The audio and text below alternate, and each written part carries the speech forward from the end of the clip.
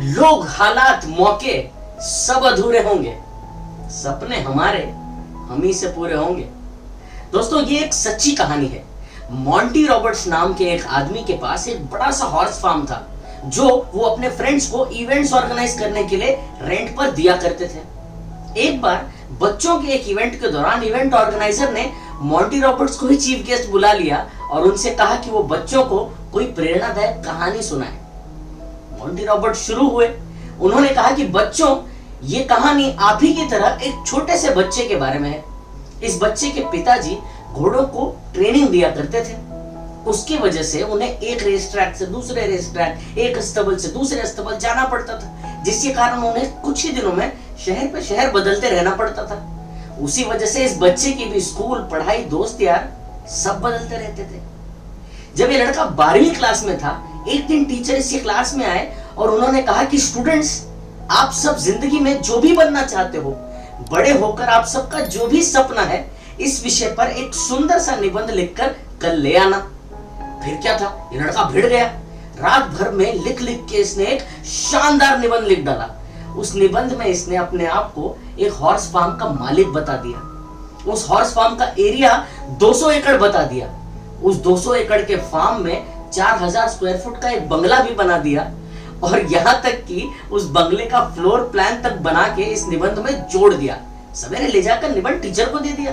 फिर क्या था, 2 दिन बाद जब पेपर चेक होकर इसके हाथ में आए तो टीचर ने इस बच्चे के निबंध पर एक बड़ा सा लाल अक्षर से F बनाकर इसे फेल कर दिया और कहा कि क्लास के बाद आकर मुझे मिलना। बड़ी निराशा से ये लड़का जाकर टीचर से मिला। इतने स्पेसिफिक, इतने ब्यूटीफुल निबंध की तारीफ करने के बजाय वो टीचर इस पर भड़क पड़े। टीचर ने कहा कि तुम्हें पता है तुम किस घर से आते हो? हर साल भर में तुम्हारे पिताजी घर बदलते हैं, तुम्हारा गुजारा जैसे तैसे चलता है, इतने कम पैसों में तुम जिंदगी काटते हो और तुम चले हो हॉर्स फार्म के मालिक बनने। हजारों लाखों रुपए का खर्च होता है, जमीन खरीदनी है, घोड़े खरीदने हैं, कैसे मैनेज करोगे? तुम्हारा सपना बड़ा ही नकली और बड़ा ही बकवास है। जाओ, जाकर इस निबंध में कोई ढंग का सपना लिख कर लाना, तब मैं तुम्हें पास कर दूंगी। बच्चा बड़ा निराश हुआ। जाकर अपने पिताजी से पूरी बात बताई तो पिताजी ने बड़ा सुंदर आंसर दिया।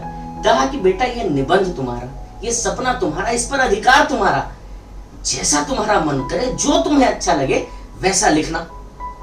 बच्चे ने कुछ दिन विचार किया और ले जाकर थोड़े दिनों के बाद वही निबंध टीचर के हाथ में धर दिया। लेकिन 7 पन्नों के बाद इसमें एक 8वां पन्ना भी जोड़ दिया और उसमें लिख दिया बड़े बड़े अक्षरों में कि टीचर जी, आप अपना F रख लीजिए और मैं अपना सपना रख लेता हूं।